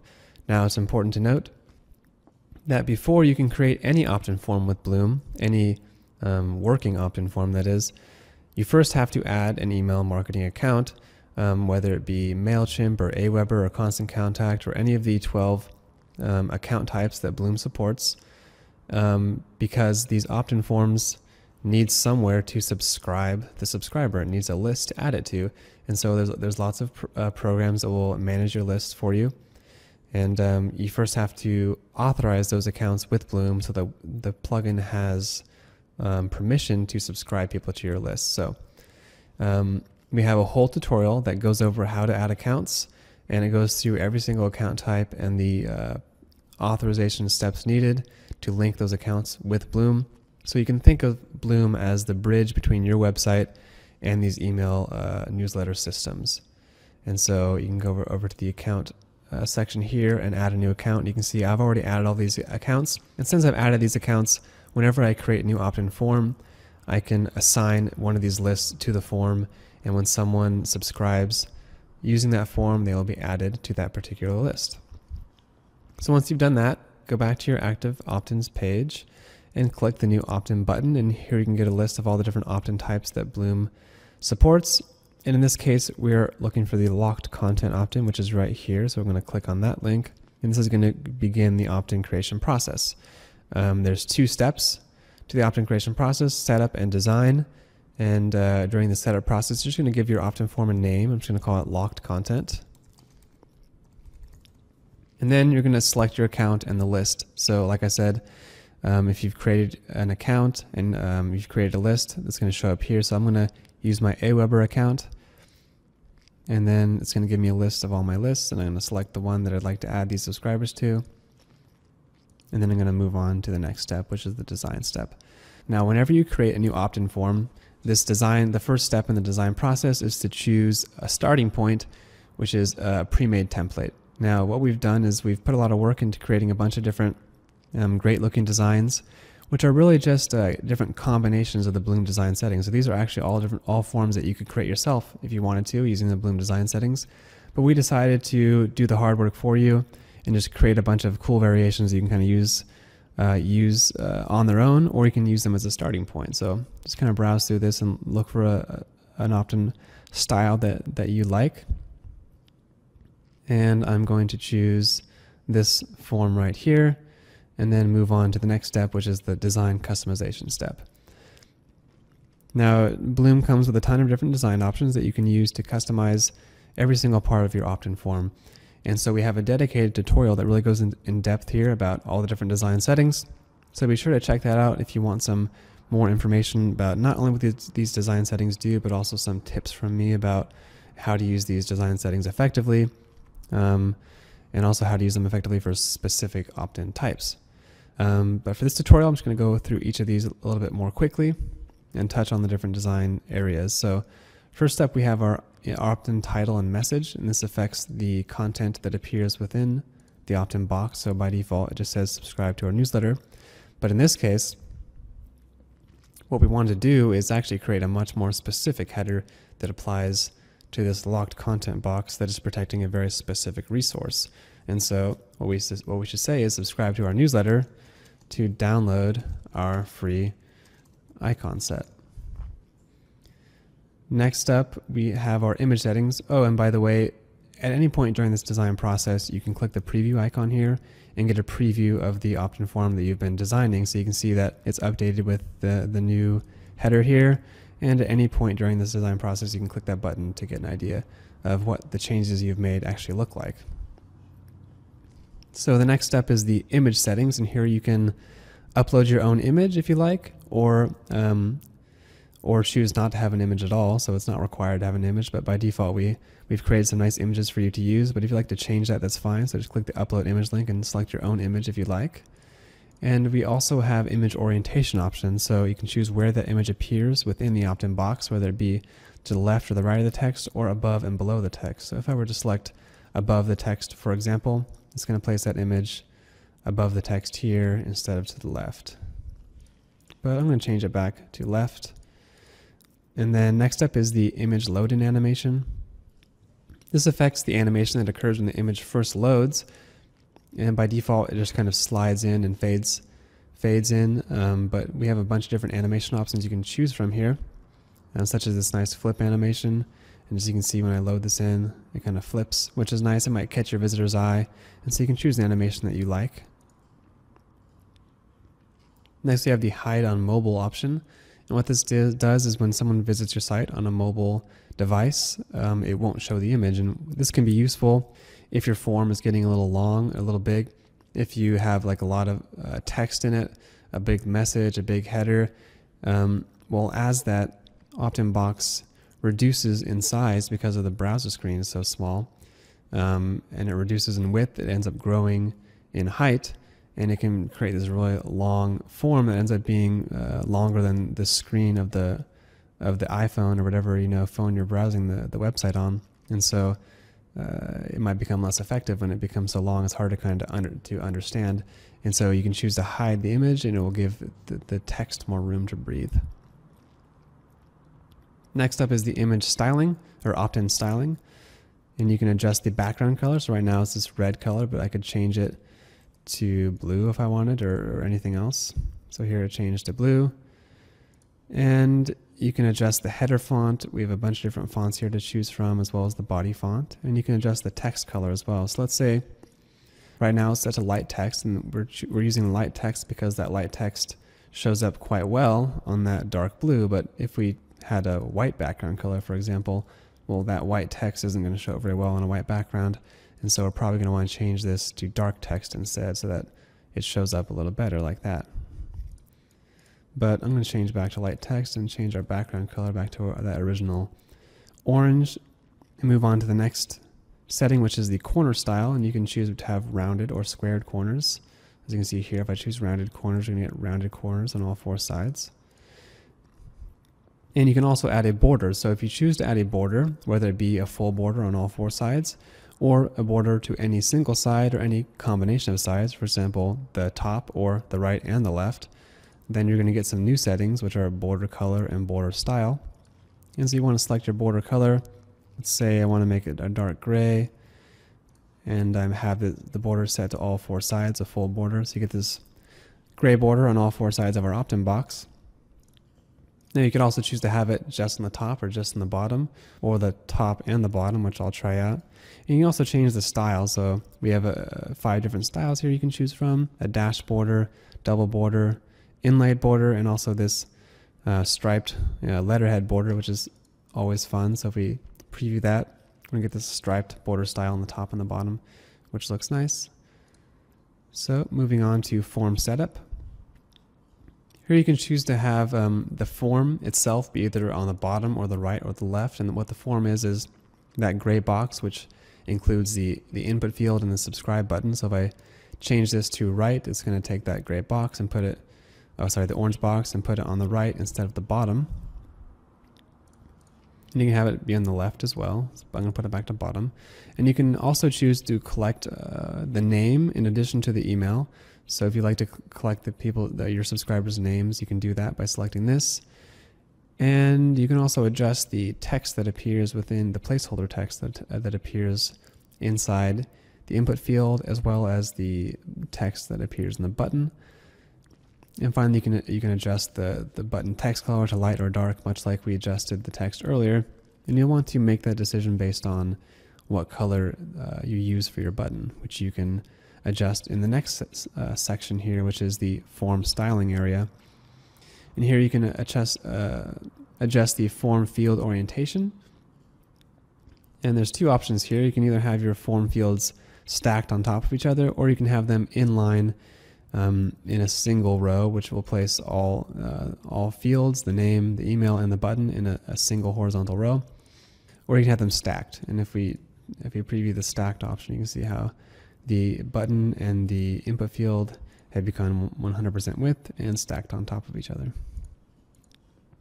Finally, you can adjust the form background color. So right now we have that orange, but let's say we wanted to do like a dark gray.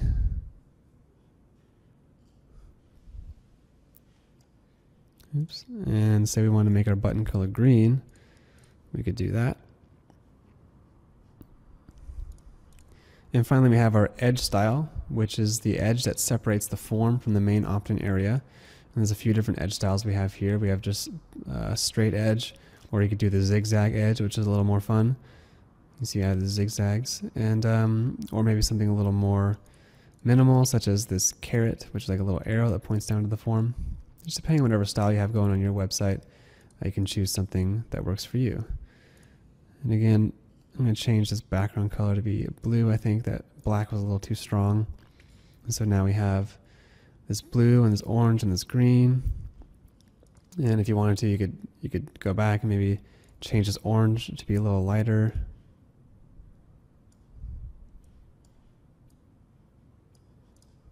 Let's take a look at that. Okay, it looks pretty good. Now moving on to the last section, which is the form footer text, success message, and custom CSS. What the footer text does is it adds a little message below the input fields. And this is useful if you want to link out to your privacy policy, or put some kind of like assurance to your subscribers that you won't share their information or anything like that. And you can also adjust the success message, which is the message that appears after someone has successfully subscribed to your list. And finally, if you're CSS savvy and you want to add some additional layers of customization here, you could input some custom CSS to the form. Now, this concludes the process for creating the locked content opt-in. There's these 2 steps. And the reason there's only 2 steps instead of 3, as you might have seen with our other opt-in forms, is because instead of automatically applying this form to a specific page in your website through the display settings, what we're going to do is actually just generate a shortcode, and you can then copy and paste this shortcode into any post or page right into the WordPress post editor and display it anywhere on your website. So if we click this generate shortcode, you can get a little pop-up here, and you can just copy and paste this shortcode right into the post editor. So you can copy that and save it for later, or you can just save and exit and come back and get that shortcode at a later time. So, but make sure you save and exit. So I'm going to save and exit, and this is going to add that locked content into the active opt-ins here. And like I said, you can come back at any time to get that shortcode if you forgot it, and you can do that by clicking this shortcode icon here, and it's going to remind you, hey, here's the shortcode you used to display the specific pop-up. And so you can copy that, and then we're going to head over to our post where we wanted to add this opt-in. So I wanted to add it here, and I wanted to protect this download link. So I'm going to edit the post, and I'm going to paste that shortcode that I just copied, and you can see it here. And this shortcode is a bit unique in that it has 2 parts. You can see it has kind of an opening and a closing, and you use that to wrap the content. We kind of have the word content in here to help you along and figure out what you're supposed to do. And what you want to do is just replace that word content with the content that you want to lock. And so in this case, See, we have these two parts of the opt-in, and I want to wrap that around my button, which is right here. And so if I wrap this link with this opt-in, then it's going to be protected. So I'm going to update and then take a look at the post and see what we have. And we scroll down, see that button is gone now, and it says subscribe to our newsletter to download our free icon set. And if we were to subscribe here, then we would get access to that button and we could download. Now, one more thing about shortcodes is that I'm going to delete the shortcode I pasted earlier. You can actually access these shortcodes at any time whenever you're in the WordPress post editor by going over to the visual tab here and looking for the Bloom icon. And if you click this, you're going to see two options, locked content and inline opt-in. And you can hover over each of these. You can get a list of all the different active opt-ins for that type that you have. And you can see this locked content opt-in that we created. And if you click that, it's going to add the shortcode right to your post. And you can use that to protect your content. In fact, so all you got to do is, in this case, scroll down to the button, highlight it, and then select locked content, and it's going to lock that button for you. And there's lots of creative ways you can use this locked content. It doesn't necessarily have to be, locking a button. You could be locking a whole post, or maybe you just want to maybe you've created this great free resource, and the visitors get access to the first half. Maybe that's like a series of lessons, perhaps, and they get access to the first couple lessons. But to get access to the second few lessons, they have to subscribe, and so you could, in that case, lock the whole post. Yeah, so that's a basic overview of using the locked content opt-in form in Bloom.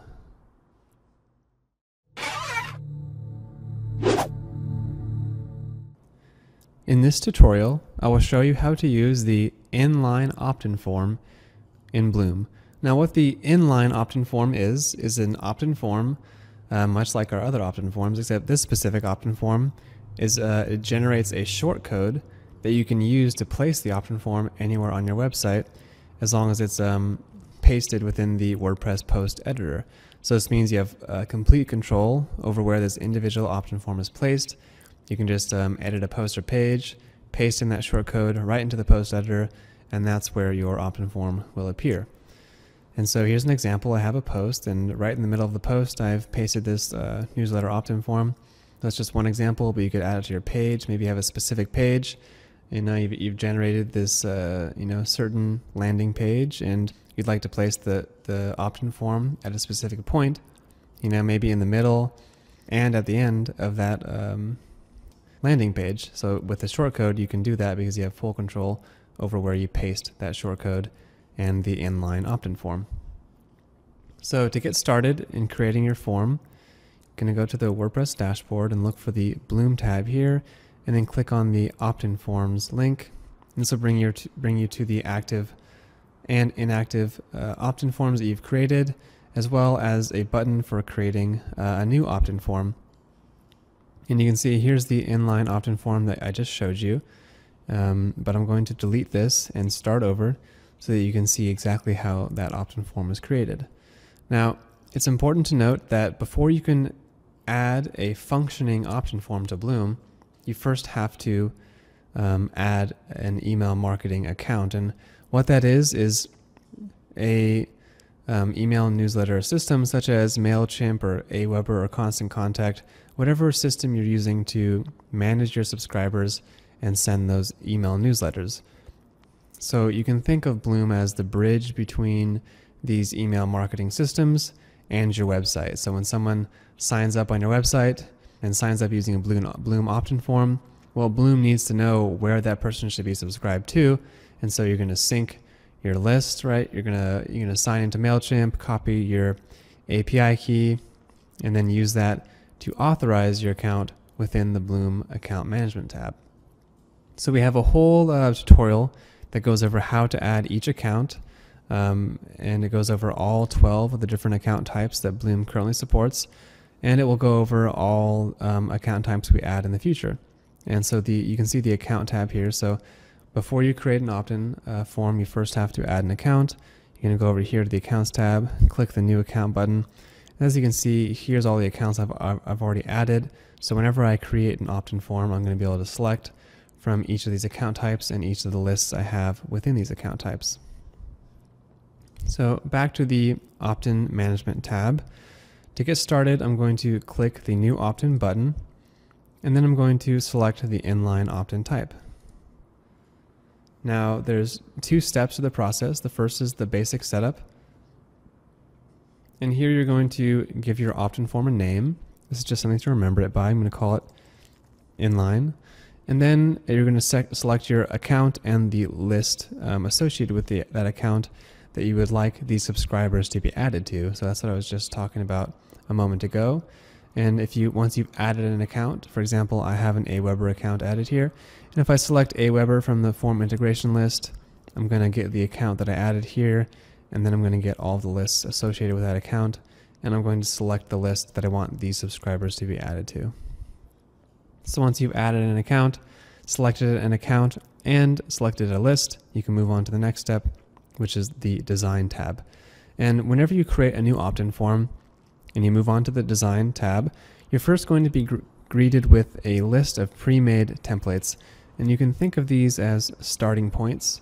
And what they are basically a collection of design settings, a collection of Bloom's design settings, and we've gone through and done all the hard work and created a bunch of different combinations that we think look really good.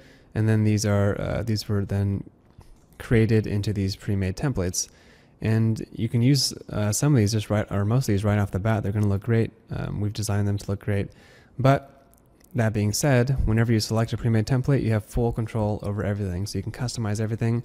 So I just encourage you to select a template that looks best to you, and then worry about customization next. So I'm going to select this template here, and then I'm going to go down and click Customize, and this is going to bring me to all the different design settings. And like I said, this pre-made template is really just a collection of these design settings that we've kind of consolidated into a single template for you. Now, it's worth noting that Bloom comes with the live design options, and so we've actually created a whole separate tutorial that deals with all the design options and goes into depth about each design option. So I encourage you to go listen to that tutorial if you want to learn more. And so in this tutorial, I'm going to speed through these design options a little bit more quickly, and if anything is confusing to you, be sure to go check out that other tutorial. So at any point during the design process, you can click this preview button and get a glimpse at what the opt-in form you're designing looks like. As you can see, this looks just like the pre-made template we selected. We haven't changed anything yet, but as we change things, we can click that preview button and take a look at what we changed. So the first thing we can adjust is the opt-in title and the opt-in message. This is the text that appears. So right now it says subscribe to our newsletter, but you can add more to this or change it. You might say subscribe to our blog or something along those lines if this happens to be like an RSS to email list that you're creating, and so on. And you can adjust the message as well that appears below the header. And next up, you can adjust the image settings, so you can upload your own image. You can choose not to have an image. If you don't want to use an image, that's fine. And if you do choose to have an image, you can also select the image orientation, which affects where the image appears within the opt-in box. So right now the image orientation is set to left of text, but you could put it to the right of the text, or put it above or below the text as well. So as an example, if I chose to put this above the text, then we can click that preview icon to see what it looks like. Then that image gets placed in the center here above the text. And you can also put left or right. I'm going to put it to right. And like I said, you could also upload your own image. We've created a bunch of beautiful images for you to use in these pre-made templates, but they're just examples. They're not set in stone, so you can upload your own image. In fact, we encourage you to do so, and select whatever image you want there. Next up is the load-in animation, and this affects the animation that applies to the image itself when it first appears on the website. It kind of loads in with this nice animation. It might catch your visitor's eyes, and by default, it just kind of fades in and slides up, but we have a bunch of nice animations here that you can choose from, such as a flip animation, which I like. And so you can see it kind of flips in. So just choose an animation that appeals to you. Next up is the hide on mobile option, and what this does is hides the image when the form is viewed on a mobile device. And the reason this is useful is because as you add more and more text to your opt-in form, let's say you have a very long header and a substantial message below that header as well.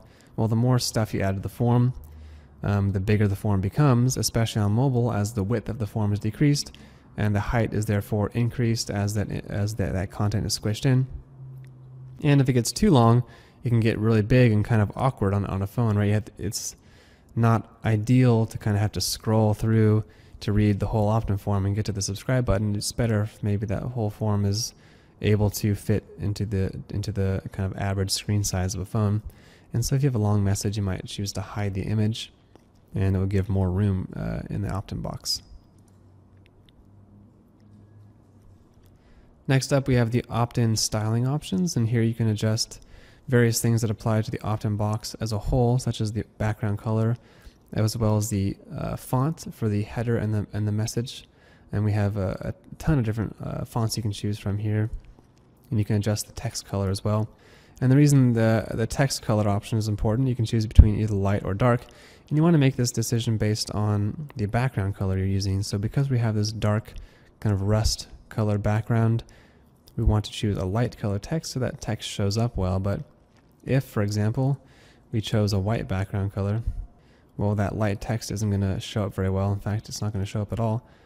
And so in that case, we'd probably want to use dark text instead, and it shows up a lot better. And if we switch back to our orange, we want to switch our text color back to light. Next up is the corner style. You can choose between rounded and squared corners. So rounded corners, as you might think, add round corners to all four edges, all four corners of the opt-in box. So just if you whatever style kind of works with your website, it's really up to you. Next up is the border orientation, and this allows you to apply a border to any of the four sides of your opt-in box. So, and once you select or choose to have a border, you're going to get some more border options, such as the border color. We could add kind of a dark gray border color, and then you can also choose the border style. So right now we just have this standard solid border, and if we take a look at that, like I said, it's going to be a normal solid line around the border, or around the border of the box. But there's also some other options here. We have the dashed border, the double border, an inline inlaid border, and this kind of fun stripe mail letterhead style border that you might have seen around the web. It's kind of a classic look, and it looks nice here. And so you might choose to have that applied if you want to make something a little bit more fun.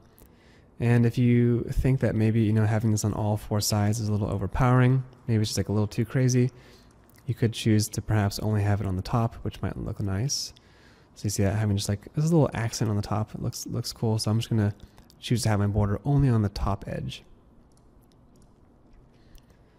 Next is the form setup, and here you choose where the form appears within the box. So right now we have the form on the bottom, but we could have it placed on the right or left as well. So if I change the form orientation to right, you're going to see that this the input fields and the buttons get placed on the right here instead of on the bottom, and the result is a much shorter opt-in box. So this could be nice if you're trying to make something that fits a little bit more nicely into a post. And you can also choose to collect people's names in addition to email. So by default, we just collect the email address, but if you want to collect their names as well, you can say display name field. And then you can also adjust the placeholder text within the input fields, as well as the button text that appears. So you could change it from subscribe to maybe join today or whatever you like.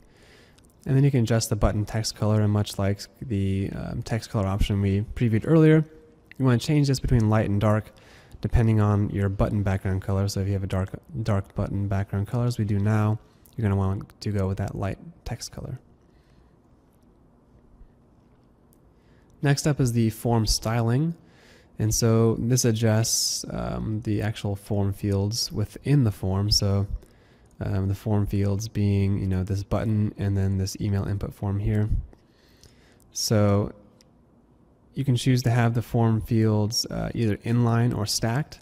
So let's say we have the form on the bottom here, and we have you can see these in the input field and the join button are being displayed in a single row. That's what we call inline form fields. But if you'd want to put them perhaps stacked on top of each other, you could do that as well. So we choose stacked, it's going to put those on top of each other. And it's just a different look, and like I said, you can kind of play with this depending on how tall you want your form to be. If you want it to be a little bit more substantial, you might want to have them stacked. If you want it to be a little bit thinner and less substantial, you might want to have them displayed inline as we had before. Next, we have rounded corners. You can apply rounded corners to the input fields or have them squared. So if we have squared corners, it's just going to change the corners of these input fields. And then the background color you can change, as well as the button color. So we have this orange and the dark gray button color, but you're free to change those.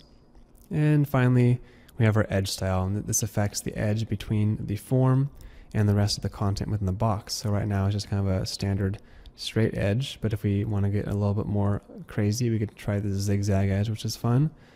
Or if we want to go a little bit more minimal, we could do this little caret arrow edge, which is nice. So just choose whatever you think would work nicely with your website. And then the last couple settings here are the form footer text, which allows you to input text below the field, and here you can link out to your privacy policy or input any kind of like message that might reassure your visitors that you won't be sharing their information, or anything you want to put there about your list that they're about to subscribe to. You can put it there in the footer text. Next is the success message text. And this allows you to adjust the message that appears when someone successfully subscribes to your list. And finally, we have the custom CSS option. Here you can add custom code for this particular opt-in. And when you do so, that custom CSS is going to appear on the same page as the opt-in box whenever it appears. So if you're CSS savvy, you can use those skills to customize the box even further if these design options weren't enough for you.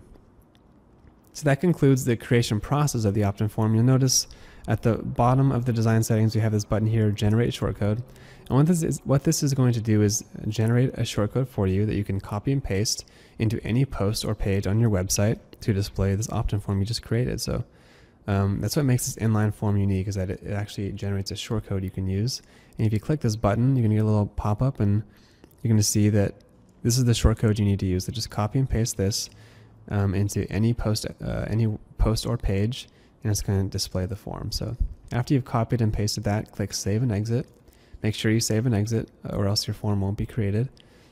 And if at any time you forget your shortcode and you need to be reminded of what that shortcode is, you can come back to this Active Opt-ins tab and click the shortcode icon here, and that's going to give you that same pop-up, which reminds you this is the shortcode you need to display that particular pop-up. So you can, again, copy that and then paste it into the WordPress post editor, wherever you like. And so if we go back to our posts here, and we want to put this inline opt-in form into one of our posts, well, then all I got to do is paste that shortcode that we just copied, and you're done. Wherever you paste it is where it's going to appear. So I've pasted it a few paragraphs down in this post, and if we view the post and scroll, you're going to see that it appears here right where I pasted it. Like I said, you have full control over wherever you put that inline opt-in form shortcode. You can put it in a post or page or any post type, anywhere where you're working with that WordPress post editor. Now, one more thing before we conclude the tutorial, and that's about accessing your shortcodes. We've added a Bloom shortcode button here, which makes it really easy to access all the shortcodes that you've currently created. So whenever you create a new inline opt-in form, it's going to generate a shortcode, and that shortcode is going to be easily accessible here. So if you go over to our inline opt-in drop-down menu here, you're going to see this inline opt-in shortcode that we just created. And so if we have forgotten what that shortcode is, well, luckily they're always accessible here, and you can just click on whatever opt-in form you want to add to the post, and it's going to add the shortcode there for you. Yep, so that's a basic overview of using the inline shortcode, as well as how to create and design your inline opt-in form.